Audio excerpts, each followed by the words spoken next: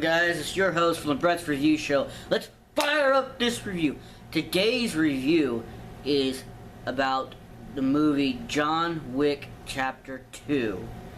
Now, if you haven't seen this movie, I highly recommend you watch it. But just like the first one, this one really kicks it up a notch. So right off the bat, I'm going to give it 11 out of 10. Really excellent movie. Keanu Reeves, you did an excellent job again. Hopefully we get to see you in John Wick Chapter 3. Because you can't just leave it on a cliffhanger and not expect a third movie. Which, hopefully, you come back. Because you do an excellent job. Continue on from this movie. John Wick, at the start, basically runs over a biker, takes his little card key to get into this warehouse. And if you don't remember the people who he took out in the first movie, the guy who owns this warehouse, this little business that he holds, where he's smuggling drugs and money and gold bars all over the place. He's the uncle and brother of the man and his son that John Wick took out in the first movie.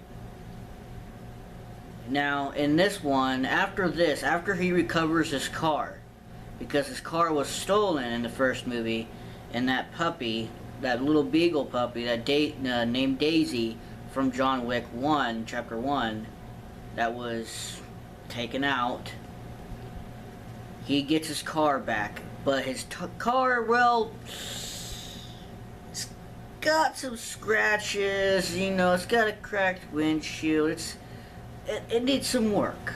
It got a little dinged up. And the action was great. They had great atmosphere. It's cool how anyone who hears John Wick is all of a sudden shaken with fear. They're just really scared of him. He's the boogeyman. They call him the boogeyman, the ghost, the legend. He could just be all of a sudden right behind you just like that, and you wouldn't even know it. You wouldn't even hear him coming. He's just there. And also his wife, who passed away due to an illness, was brought up again in this movie, and she was the reason why he got out before. And what also was a part of that was this little medallion, this little thing. And it's basically he made a deal. If he did it, doing something for someone else, by blood, the thumbprint, and that's how he got out. And he retired from the business when he met this woman, Helen. And he married her, and it was the greatest part of his life, something he could never forget, and that's what gave him peace. That was, in his eyes, his only redemption for some of the stuff, for his past, and his only little light, light that he could redeem himself with this brand new life. But again, with what happened in the first movie to this one, it's like his past eventually comes up to bite him right in the rear. And you find this happening a lot to either assassins like the boogeyman John Wick, or anyone else who all of a sudden their past just comes to bite them, and it shows their struggles. And John Wick is, even as good as he is, he has his struggles. And that's why I like these movies, like John Wick and John Wick Chapter 2. It shows his struggles that he goes through from a day-to-day basis. Even if it's just within a short time, like within a week, it could easily be something that could put a damper on someone's life for the rest of their lives. And that medallion comes back, that little metal piece, and he just got done doing a job. You know, he got his car back, he's gonna get his car fixed. You know, he's chilling with his dog, and this guy, Santino, comes up, and he wants John Wick's help, and you find out that that Santino is the guy who actually helped John Wick get out before. And he told him no, John wasn't going to do anymore. He told the guy, you don't want to do this. But so what happens is Santino takes a grenade launcher and blows up John Wick's house. Well, pisses John Wick off. And vengeance, his anger seems to be his fuel, what keeps him going, and what makes him so scary, so frightening.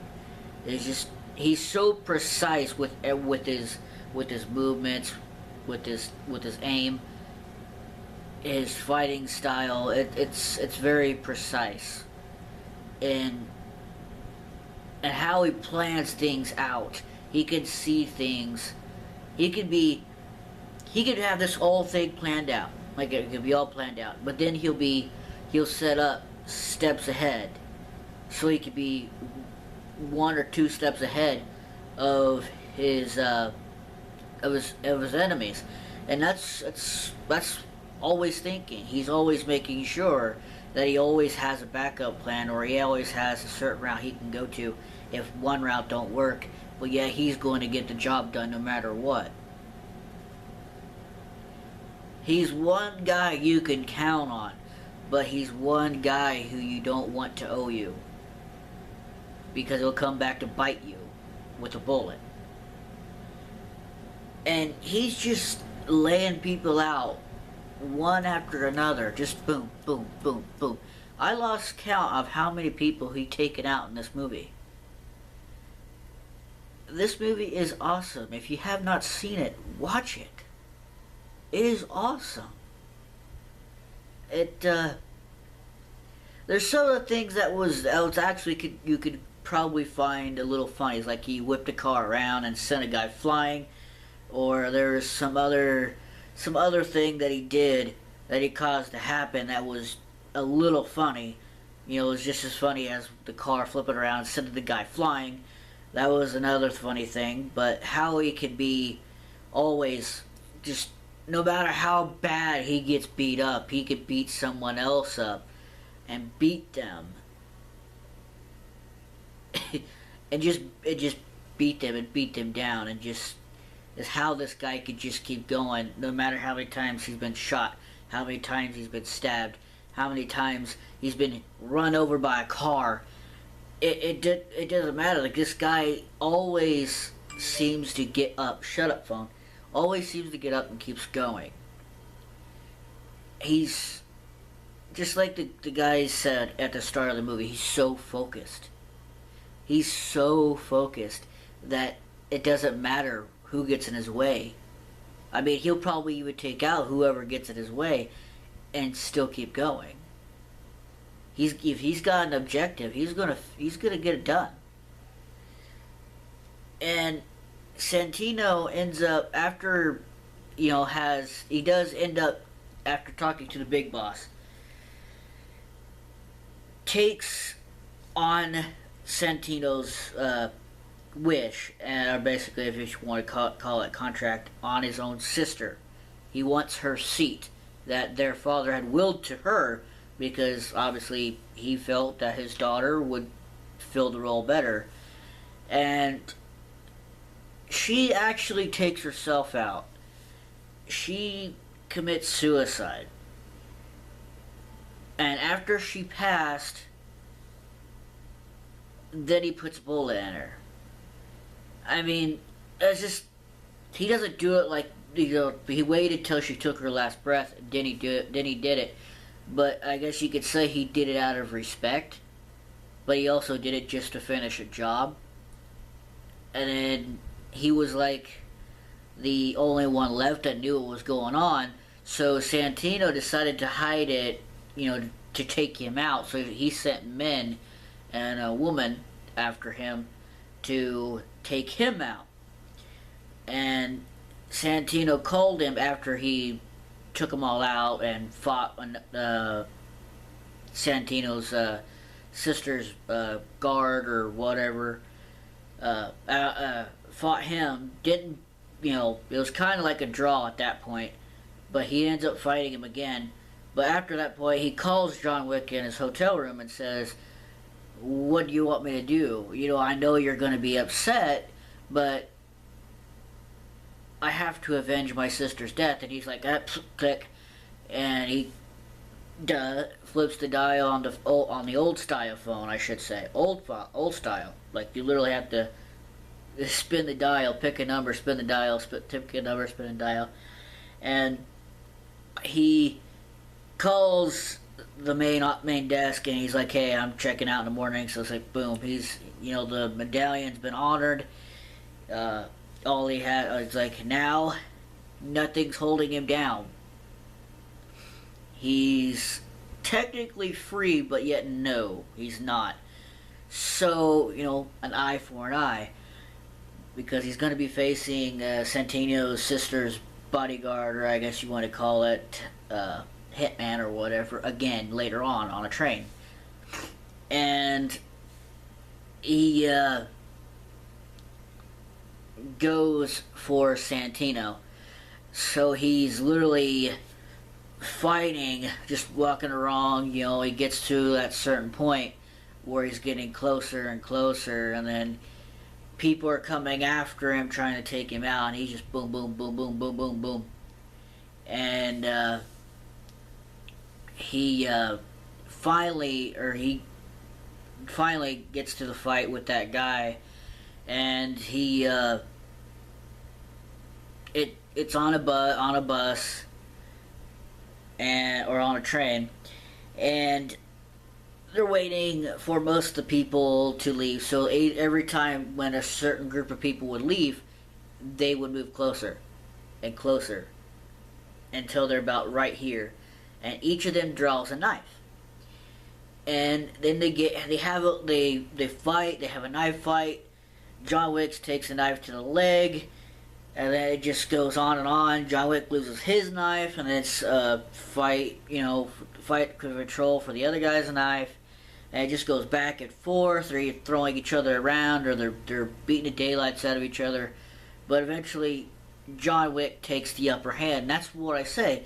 What I said earlier is that no matter how bad he gets beat up, no matter what, he's got a job to do. He's gonna fill it. So even if it's someone who's completely healthy, he could take him out just like that. Even if it takes an extra couple of minutes to beat them down, just like he did with this guy. He put the knife in the guy's aorta. So if the guy removes the knife, he dies. He bleeds out and dies. But even if he leaves the knife in there, he's most likely going to die anyway. So after that, a couple guys show up dressed as janitors, and he walks up to a homeless guy, drops a gold coin in there in a cup, and says, "Tell them John Wick or whatever," and pulls a blanket over himself, and the guy keeps on talking. He's got a little dog next to him, and he's like, boom, boom. Pulls out a gun out of nowhere, just boom, boom. Takes these two guys out, dressed as, these assassins out, with a silenced pistol. And John Wick wakes up in a furnace area, down beneath the station, I believe. Or maybe, just somewhere. And he sees the guys that were just taken out, and there's like a furnace there, so also cremation of the bodies, so there's no evidence. He wakes up to finds himself all bandaged up, and he talks to a boss, basically. He talks to a big boss, who he met before, left a little wound on his neck, and gave the guy two choices. He might not have remembered this guy right off the bat, but yet he gave the guy two choices. You either keep pressure on your neck, or you shoot me in the back and I take you out. So the guy kept pressure on his neck and survived. And it was like, why should I help you kind of moment. And you know, like, there's a $7 million contract on your head, John. Why should I help you? Maybe we should go to Applebee's over here. But after a while, after a little bit, John Wick says, well, I'm the only one that can help you. And the other guy starts laughing. And they get to talking a little bit later on. And John Wick says again, you have two choices. You either have a war, or you give me a gun. Guy didn't even take a full minute to respond, and he goes, somebody get this guy a gun. So they give him a 1911 pistol that holds 7 bullets. And he took one of the clips and hand it to one of his subordinates, who actually helped John at the start, before this meeting, and gave John 7 bullets. And John's like, 7 bullets? 7 bullets? Hey, $7 million, that's $1 million a bullet. Alright, let's go. So they get on the elevator, they head out there, they head to the museum. John gets in there, he slowly makes his presence known to Santino, because Santino's now the higher up on he's got the chair now. And as soon as he makes his presence known, everyone's like,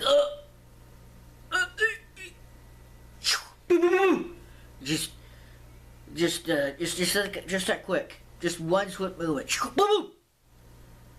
Just that quick. And it's a firefight the entire time, all the way towards the very end. And they get to the lobby, or he talks to the guy who he talked to at the start, where the tasting happened. He got 2 new suits, the gun. He left his dog with the guy at the front desk. Front desk told him Santino's waiting in the lobby. John goes down to the lobby. The guy takes a little bite to eat of a little potato.